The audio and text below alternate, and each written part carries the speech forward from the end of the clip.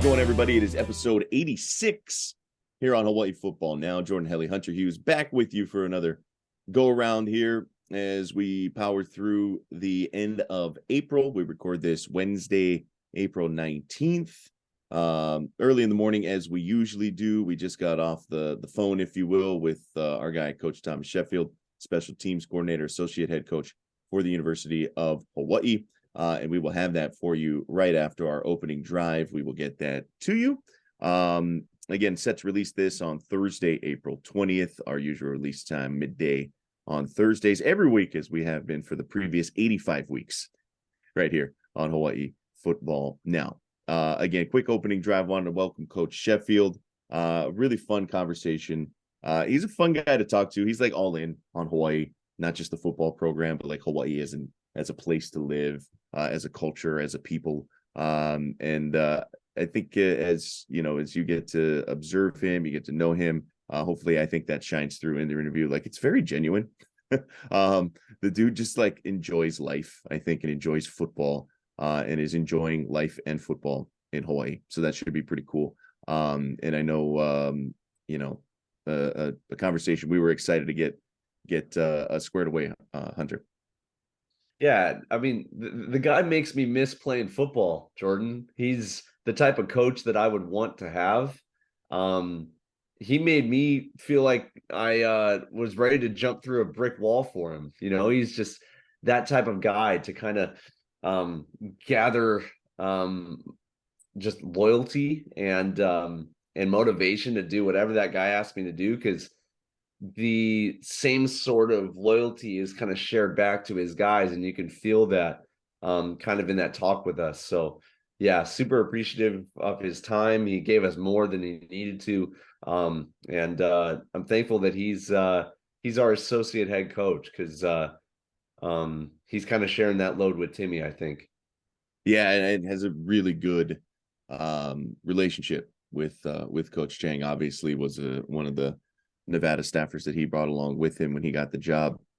Timmy did not that long ago, last off season, and you can tell really good friends, and obviously really good working relationship as well. All right, before we get to the game time and the Coach Sheffield interview, good chance to remind you that Hawaii Football Now is brought to you by Hawaii USA Federal Credit Union. Originally opened in 1936 as a credit union for educators, Hawaii USA has inspired a culture of giving that is rooted in education and has since become Hawaii's largest credit union and expanded to other areas of community need that impact financial health, including healthcare, housing, and hunger. To learn more, please visit hawaiiusafcu.com. All right, game time. Let's get to the Coach Sheffield interview, a fun one that'll be kind of the bulk of our show here on episode 86. All right, Coach. Hey, thanks a lot for joining us, man. We know you're up early usually. So are we. It's like not even 7:00 on Wednesday morning, and Coach Sheffield is like hard at work. He's in the office. He drove through the storm. He's there ready to work. Coach, we appreciate you coming on, man. It's a little overdue on our part, but just wanted to kind of check in with you here in the off season. And first of all, how are things going, my man? Everything's good, man. Well, boys are working hard. Coaches are working really hard. Um, you know, our focus is on winning. And so right now we're doing everything that we believe will lead us in that direction. And, we have unbelievable kids that are doing everything we're asking. Coach Chang has made it very clear in this offseason what the standard is going to be and what it is. And now it's their responsibility and our responsibility as coaches to make sure that standard is being upheld every single day so that we will win. And we will make the state proud and all the fans proud and the logo proud. And so that's where we're at right now. And it takes a lot of hours. There's a lot of things that we do from 6 a.m. to 6 in the evening. But it's all going to be worth it in the end. Yeah, no, I that's good stuff. And I think a lot of people see the work that's getting put in right now. What's a mid-April day look like for you right now? Now that you guys have gotten through spring ball, the academic semester's kind of winding down, summer's around the corner. What's this part of the off season kind of look like for you?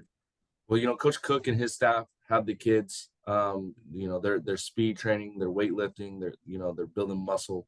And so this is his season, right? We get our season, this is his season, and where he makes his money. Um, on our end, we're really just continuing to develop. We're continuing to have, just meetings here and there, voluntary meetings where the kids come in, because we're already meeting as it is. So the kids come in whenever they want, and they'll sit down and watch some film with us, which is really cool, because they do it on their own account. And for us, with the portal opening right now, we're obviously spending a lot of time recruiting. We still have a few scholarships to give, and a few pieces that we need to complete this puzzle for the upcoming season. So we're spending a lot of time in recruiting. We're also spending a lot of time preparing for the season already. So we're kind of doing something unique where we're breaking down opponents already, and we're working from game 13 all the way back to game 1. And so we're spending about 3 days on every opponent. The only difference is, our offensive coaches are watching the offense for the opposing team and giving notes to the defensive coaches and kind of seeing it through offensive eyes, and vice versa. The defense is watching the opposing defense, seeing it through their eyes, and then giving us the information offensively, so that we can take notes and kind of have a jump start on some of these guys that we're going to be facing, especially with new coordinators that are inside the conference. And so we're working really hard just to prepare to win, and Coach Cook's doing an awesome job. Our kids have responded really well, and they're working really hard. Coach, it's no secret that special teams have been such an integral part to the history of University of Hawaii. And just wanted to kind of tip our cap to you, where the last coaching regime didn't even have a special teams coach. So we're so appreciative not only of the focus that you guys bring to that, but also you personally really taking on the seriousness of University of Hawaii, kind of the cultural significance. I mean, you got brotherhood tattooed on your arm, bro. I mean, you're through and through. So first of all, just wanted to say thank you for your buy-in. I'm sure that the guys can pick up on that too, because the teams that I've been on, the special teams coach kind of sets the tone in the locker room for the whole guys, man. So I just wanted to say thanks. I appreciate it, man. It's been unbelievable. To be honest with you, Hunter, I didn't really know what to expect when I came to Hawaii. I just heard stories from Coach Chang, in the couple of years that we worked together in Nevada. And he always talked about how special the place is. And he was like, yeah, it's paradise, but it's really the people, that make this place so special. And I felt that from day one that I arrived on the island. And, I jumped into it. Maybe not as hardcore as some people would, but I have jumped into the culture because I wanted to learn. I wanted to really understand. Coach Chang talks about all the time, when he was an 18-year-old kid, he decided to stay, put the state on his back. And, I know he feels like he's putting the state on his back right now. And, I kind of wanted to understand what that really meant, and so, I've done a deep dive into it all and try to make this home for not just myself, but my wife and kids. And, that they've really enjoyed it here. But I think it's important for our kids to see that we're all in, and it's not just talk. It's not just football. You know what I mean? Like, there's a lot of people out there they're just football. It's football, football, football. I have individual meetings throughout the week during the season for special teams, because that's kind of where I steal some meeting time. And half the time I'm not even talking football. You know what I mean? I'm talking life, and just I've learned some Tongan, I've learned Samoan, just trying to learn. You know what I mean? Like, how if I can relate to them more, the better I'm going to be as a coach, and the better I think they're going to play. You know what I mean? And so it's a win-win for me, and it's been a win-win for my family. But this experience wouldn't be complete if we didn't have a deep dive into the culture and things outside of football. And so, it's what I wanted to do. And, I'm just trying to do it the best of my ability. That's really cool. Yeah, no, that's awesome. I want to shift a little bit towards this season. Yeah. Shipley obviously has been rock solid for us, both on the place kicking side, but also on the punting side. Wondered, without giving too much strategy away, because I know how important that is to you guys, keeping everything in house, and we of course are an in-house podcast. We're not wanting to leak anything, promise you. But are you looking at Ship kind of taking on more of that responsibility as a two-way player, or are you looking for more of an impact from some of the other guys that are on the roster?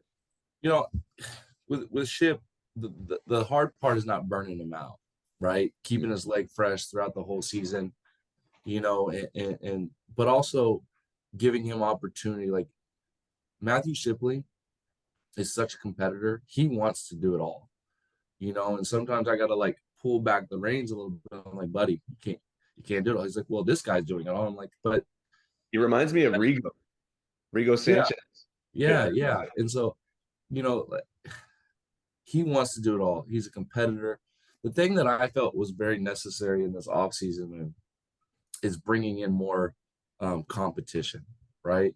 And bringing in guys that I believed could really compete and push Shipley to the next level. Like Matthew Shipley is very special, and I really believe that he can do something really special at the next level. But I got to continue to put him in uncomfortable situations, and I got to continue to put great talent around him to push him, to make him take his game to that next level so he doesn't get comfortable, right? He's proven that he can do it at a high level. But at the same time, I want to bring guys in that can also do it at a very high level. And I think we have a couple of guys on the roster as is before recruiting that can do some things at a very high level, like a Ben Falk, and so he's good. Matthew's gonna have competition. We're not gonna, he handled field goal, he handled punt. Part of me wants to take some of that off of him just to keep that leg fresh. So we've done a really good job, I think, of going out and recruiting. When you look at all those rankings, Chris Saylor rankings, the Rubio snapper rankings, we got the number 9 snapper in the country coming to the University of Hawaii. We got the number 11 kicker, number 1 JUCO kicker in the country coming to Hawaii. And we got the number 21 ranked high school kicker coming to Hawaii. And so we've worked really hard. And those rankings are those rankings. They sound really sexy, so I'll throw them out. But at the end of the day, they don't really mean anything. They still got to come. They still got to develop. They got to come compete.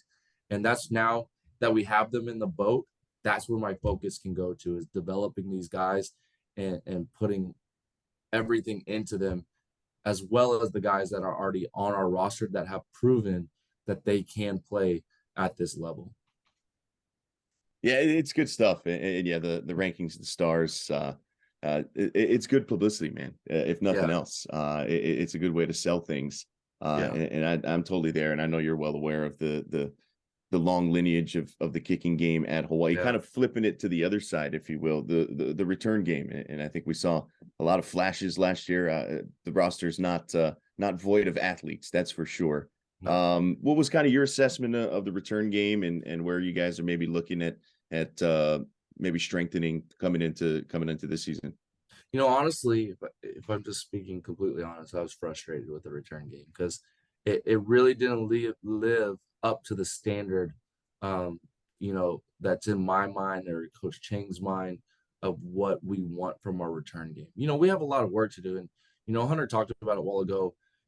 We kind of walked into a system where there was no system from a special teams aspect. So I knew there was going to be some peaks and valleys along the way, and we just kind of continued to have to work through those valleys to get to the peaks. And there were flashes, and those are good signs. And I thought at the end of the season where we were, man, I wish we could have been there at the beginning of the season, because if we would have been there at the beginning of the season, I think we could have been really special. The other part to that is we were doing everything we could to find the returner. and I think we have a couple now, you know what I mean? And so I'm actually really excited about the return game, especially punt return, because on punt return, not only can you get big returns, but you can go block kicks, right? And I think that's where you really affect the game on special teams after all the studies we've done, because we've done a lot of studies this offseason and worked really hard to kind of really just take the special teams to the next level. Punt return is going to be where we put our main focus, because when you talk about affecting the drive start average and field position, if you can block a kick, you're affecting the drive start average in a big way, right? If you can get a big return, same thing, right? On punt, if you can punt the ball 50 yards, 60 yards, San Diego State's been doing that for a couple of years now, where they've kind of thrown out the hang time and they're just kicking it as far as they can and they're completely flipping the field. There's something to that, right? Now you gotta be aware that you might give up a big return or two, but more times than not, if you can kick the ball really far down the field, and you said it, we're not short of athletes. We have athletes on our football team, right? We have a lot of really good athletes. So now it's putting those guys on the field in space and giving them the ability to do what they do best, which is run, and be there for when the returner tries to make make the catch. We're right there to make a tackle, right?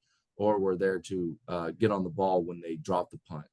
That happened a couple of times last year. And so, I have a lot of enthusiasm about it moving forward. I really do, because I really believe that we at the end of the day, it all revolves around the returner, right? And I think we have some guys that can do that. So I'm actually really excited. I really am. And I try not to get too excited, because I don't want my expectations to be too high. But there is a standard, right? And we did not meet that standard, in my opinion, a year ago. It's time to meet that standard in year 2. No, and I think, special teams in particular, right? Like if you feel like there's potential, like it's hard not to get excited, because if you're doing your job, explosive plays are sort of the name of the game. And I was kind of curious, in getting to know you and your personality, and the fit just seems so natural to put, the special teams in your hands and as the coordinator there. But was that kind of something that you saw yourself getting into easily? I mean, I know obviously in some of your different stops earlier in your coaching career, you've handled different responsibilities, different position groups, things like that. But was it coming up, was that something that you took a liking to? Did it seem to be kind of a natural transition at some point in your coaching career where it's like, this special teams thing, man, I think I can do this pretty well? No, I actually never thought about special teams at all in like the first few years of my coaching career. I coming up through the ranks, I actually wanted to be an offensive coordinator, right? And I was doing everything studying wise to be an offensive coordinator. However, I was at a really good D3 school, coaching tight ends and running backs. And I get a call one day from the University of North Texas, wanted to interview me, but it was for a special teams quality control job, which is a sexy word for volunteer, right? So, but it was my way into FBS football, and that was always the goal. So I literally went to our special teams coordinator at the school I was at, and for like 2 hours we just talked about punt, because that's what I was going to interview on. So I learned punt in 2 hours, the most basics of punt schematically, and then I did my interview.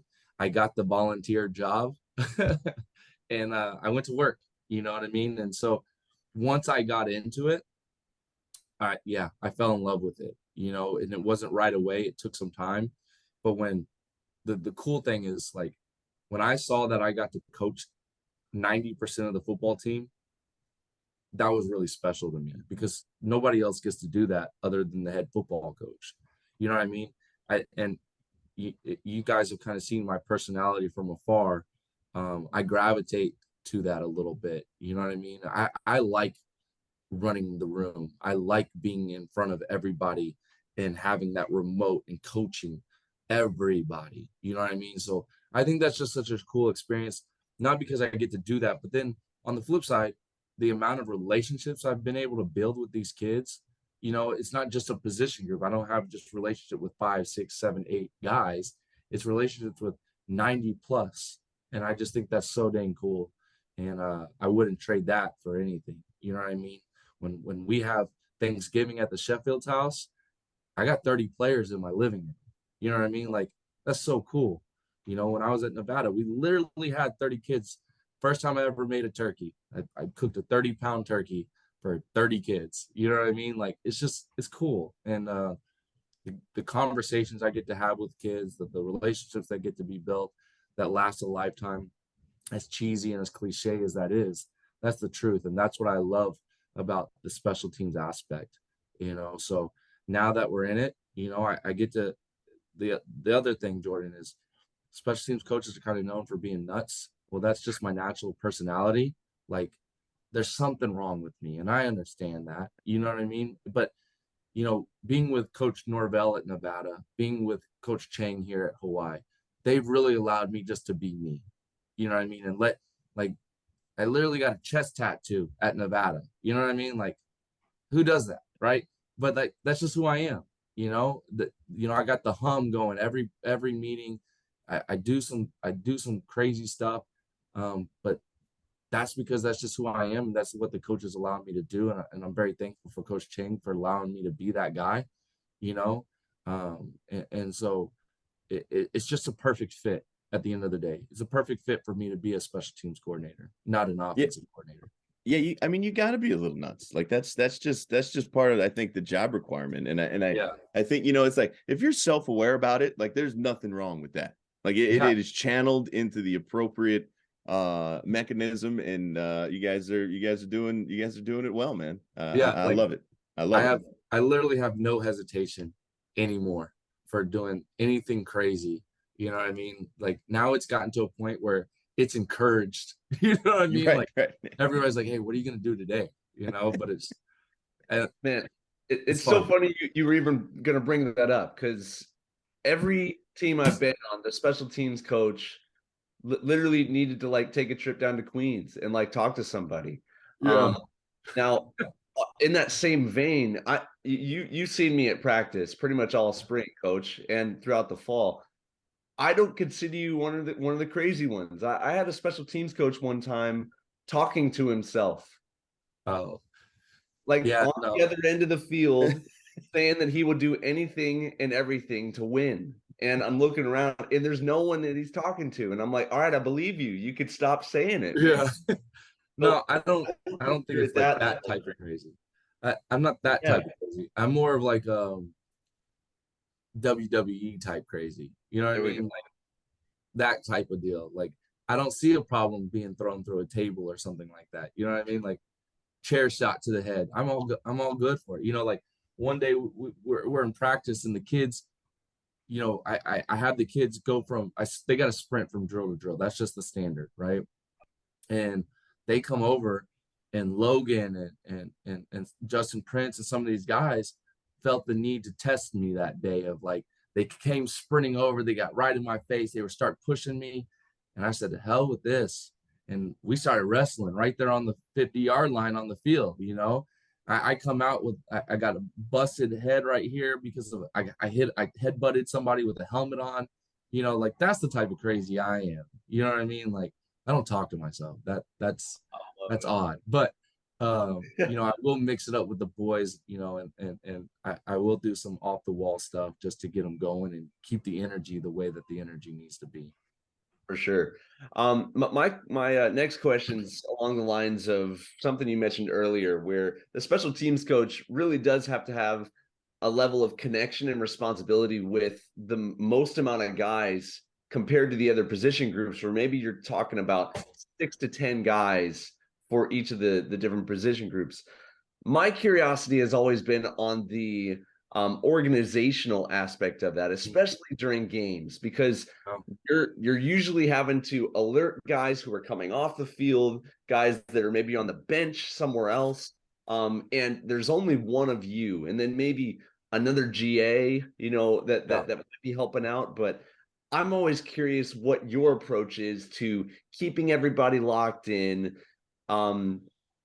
keeping special teams not as like an afterthought, but always kind of in the back of their mind, and maybe even a sense of pride that you get the guys to take ownership of? Yeah, it starts with Timmy. It really does. It doesn't start with me. It starts with Timmy. And kudos to Coach Chang. Like, that guy, that dude gives me everything I need to be successful. He really does. So if I'm not successful, it's something that I'm doing wrong. He really gives me the time that I need to be organized enough to make everything run smoothly. And he puts an emphasis in our meetings, that you're right. It's not just an afterthought. This is a giant part of the game, right? Because people say it's a third of the game. That's not true. It's like 17% of the game.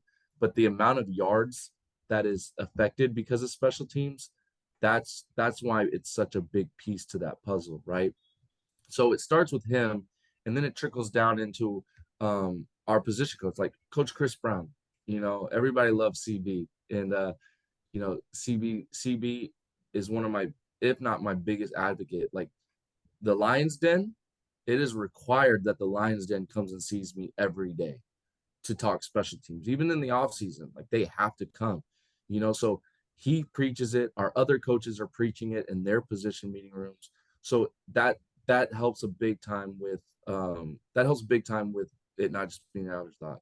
And then, I rely on a guy that doesn't get enough credit. He probably should make just as much money as I do. And Jack Ray, he was with me at Nevada, and he kind of kept me organized, and he kind of, he's like the co-special teams coordinator, if we're just being honest. He's the special teams analyst. He was at Washington State, just came back to Hawaii to be with Faja, be with Dad.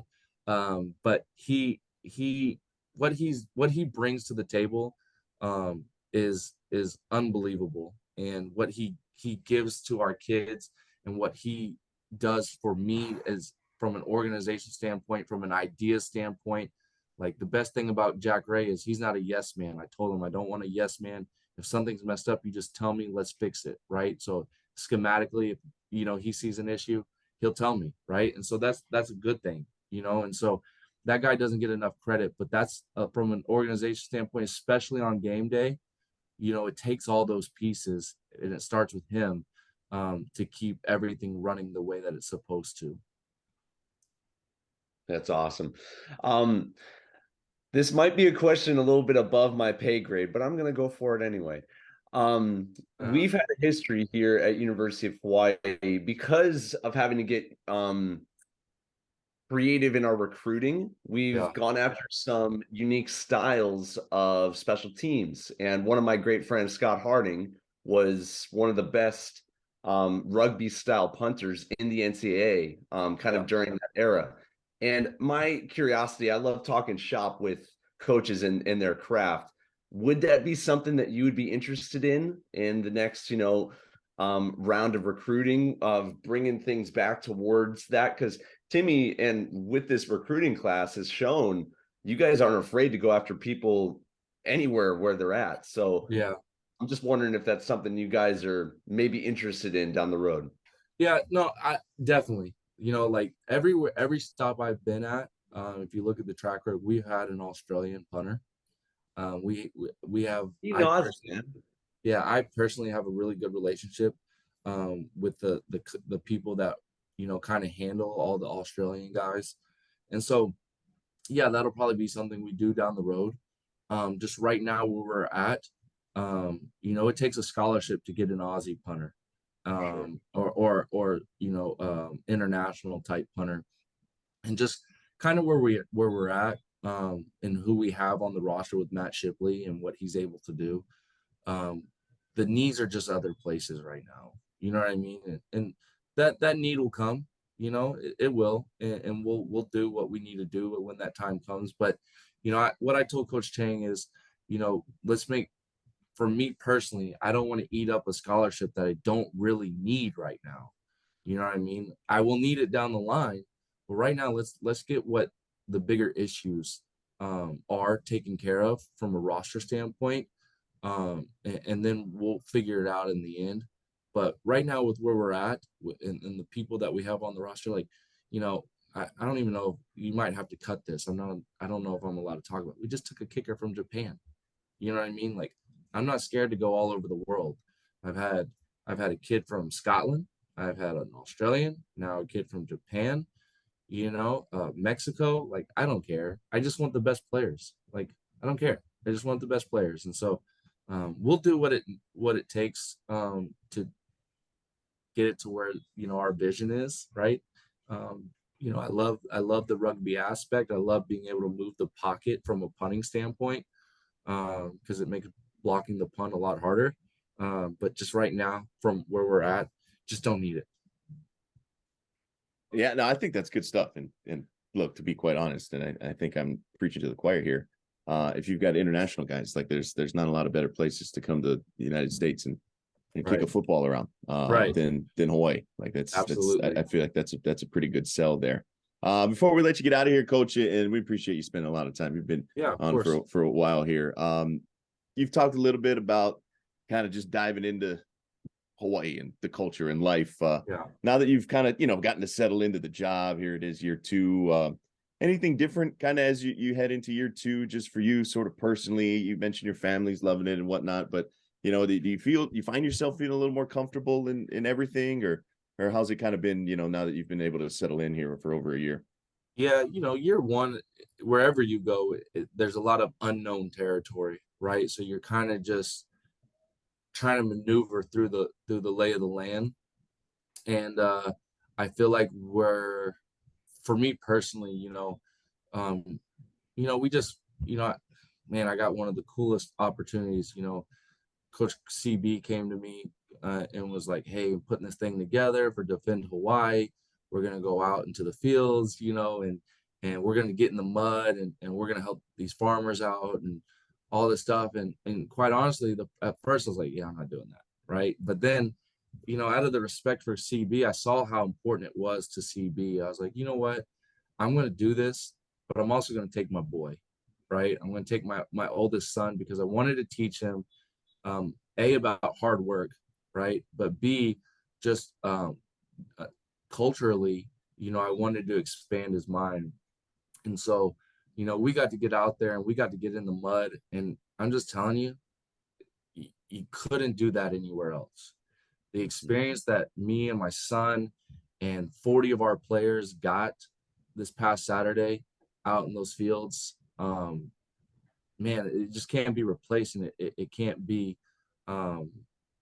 copied. You can't get that anywhere other than this island in Hawaii. You know what I mean? And so, you know, but it also, from a coaching standpoint, helps me understand what we're doing this for.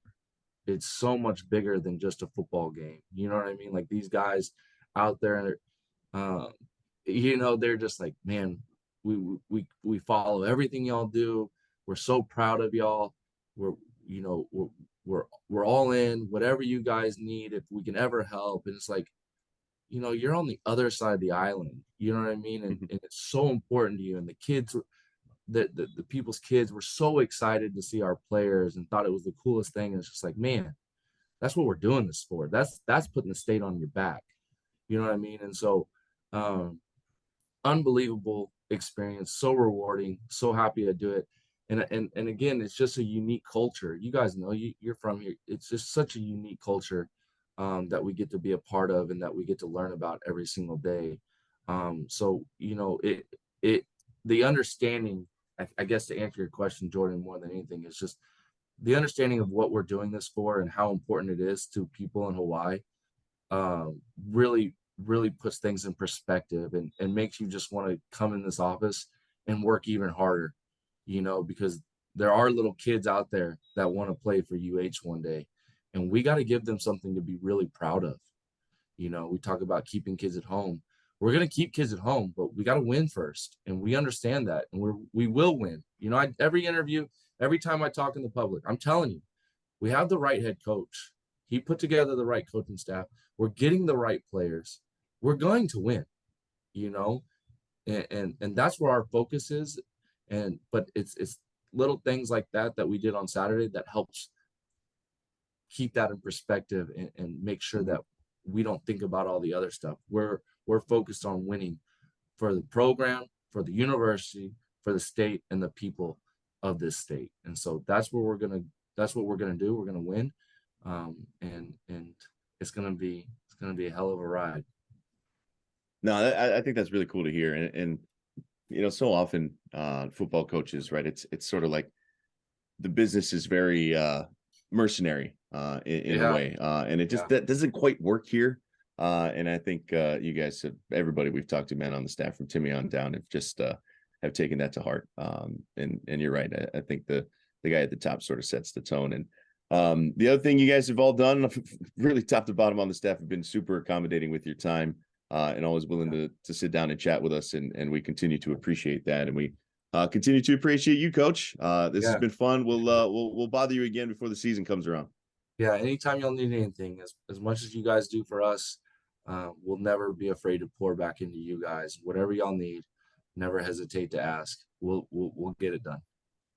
Oh yeah, we'll send Hunter. He's good at that. So Yeah. Good.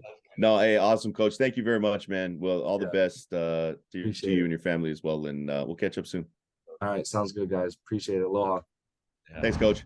This is Hawaii Football Now from ESPN Honolulu.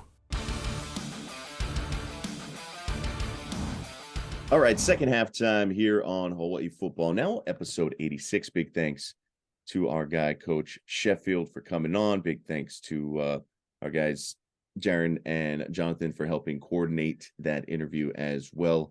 And as always, this kind of works out because the football coaching, I think, like, requirement is that you have to wake up at like 4:30 in the morning. You have to be like halfway done with your day by 7 o'clock in the morning. So this really works out for our schedules, because that's usually when we record as well. And these guys are often, wide awake when we get them on at like 6:45, 7 o'clock in the morning. I actually got him to admit when he comes into the office. That's just, I'm always curious about people's routines and what that looks like, because a lot of the coaches do it differently. But he said he's usually in the office by 5:30, 5:45. Oh yeah.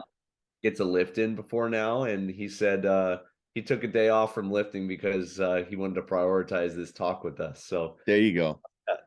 There you go. I feel we feel special about that. Yeah, these guys are there, man, before the crack of dawn. Like, it is a grind that they're on. And as you heard through the interview, what this phase of the offseason kind of looks like for them as they go through the offseason scouts, as they work some of the recruiting angles, as well as this all leads up to Vanderbilt, right there at the start of the season in week 0. He was mentioning, the transfer portal opening up. Obviously couldn't comment on anybody in particular, but the reports are from the recruit himself, the former Oregon defensive end, outside linebacker, rush edge guy, Trevin Ma'ai, has entered the portal and received an offer from the University of Hawaii that, according to his social media, a lot of folks remember him from his time at Kapolei High School, ended up finishing his high school career over at Bishop Gorman. Another Gorman connection. Chris Brown, Gorman, they already got a commitment from Mike Alejado. We talked about that extensively the last couple of episodes. Quarterback at Bishop Gorman 2024 product. There are a lot of ties, and obviously Trevin, his family, the Ma'ai family, having all of the relationships here back home on Oahu, and then the Bishop Gorman connections as well, was a pretty high recruit. He was a big time recruit, and obviously, look, he ended up at Oregon as a scholarship guy. And if Hawaii can land him, like they've been able to land some of these other big names, whether it be in the portal, whether it be out of high school, I think the Gorman Chris Brown connection definitely helps. The fact that he might have a couple of former teammates on the roster already, some guys coming in as well, those 3 defensive guys. This would be quite nice. This would be quite nice if Hawaii is indeed able to snag him via the portal. Yeah, I think, in reference to that conversation we just had with Coach Sheffield, he feels it, and the coaching staff does as well as we do, Jordan. We're only one good winning season away from landing these guys like that, where we're not going to have to lean so heavy on the relationships, on the Hawaii connection, although those things help. people want to come and play for a winning program. So if we can just win the football games, everything else is already in place. The systems, the foundation, the mood of the team, the spirit, all of that is where it needs to be. Not to mention college football playoffs moving to 12 teams next year, which means there's going to be one group of 5 school always in that college football playoff. Not to mention another one if they're in a high enough ranking. So that is a great sign for us at University of Hawaii, a group of 5 school. If we can put a winning season or two together, sky is the limit for what we can accomplish, especially with landing guys like Trevin. Yeah, and look, if you can compete in the Mountain West, you'll be in a really good spot to compete on a higher level than that. And yet, accumulating talent is never a bad way to help bolster the prospects for this program. And so, yeah, if they can land Trevor Mai, that'd be a big deal. That really would be. I think back to last year, obviously, with a guy like Wyndon Hole coming back. He was a huge recruit. Eventually made his way to Nebraska, comes home. I know there were some injuries and things that kind of prevented him from really, I think, showcasing what he can do last year. But some of those guys, right? There's always a home back at UH if they so choose. Speaking of homes, Mountain West Media Days announcing a home for this upcoming summer. It'll be July 19th and 20th per reports at Circus Sports in Las Vegas. That's downtown, that brand new beautiful facility now. They got Stadium Swim like up on the roof of that thing. It's really cool. I don't know if they're doing it outside like at Stadium Swim or they're doing it in like ballrooms or whatever it is. And it's been in Vegas for the last number of years. But boy, if they do it outside at Stadium Swim with those giant screens and everything, that'd be pretty cool. And I'm mainly putting this in just in case the bosses listen to our episodes from time to time. Because we might just need to take the pot on the road, Hunter. Like this seems like a way to go. They're also playing in Vegas this year, kind of earlier in the season than usual. What is it, September 30th or whatever it is. So just throwing it out there, if they were maybe considering putting the old Hawaii Football Now podcast on the road, there's some opportunities coming up. And there's always some golf opportunities in Vegas too, Jordan. Oh yeah. Work into that trip. So if it does happen to work out, I'll get working on getting us playing time too. Yeah.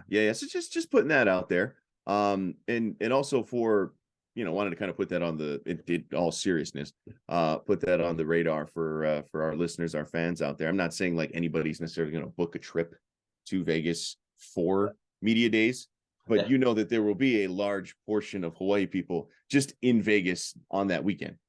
Because it's summertime and people just love Vegas. And so if you're there, going to be a pretty cool venue to check out Mountain West Conference Media Days, and who will be up there with Coach Chang kind of representing the University of Hawaii. All right, getting into some of the comments here.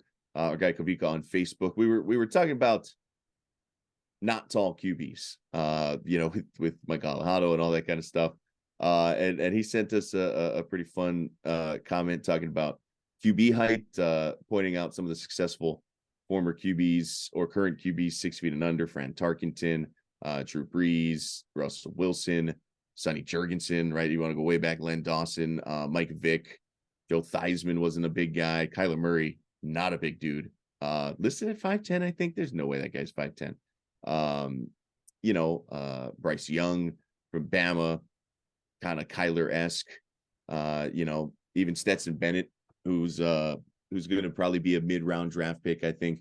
One of the most successful college quarterbacks of all time. Also kind of old, but as Kavika points out, the draft process is kind of wild, given that Stetson not really even given a chance in the first round amongst those guys, even though he's much more polished, I would say, than a Will Levis or somebody like that, but a little older. Not quite, doesn't check all the measurables. The arm isn't quite as big as somebody like Levis, but I think a good point that you don't have to be tall, man. Like that's just, it helps.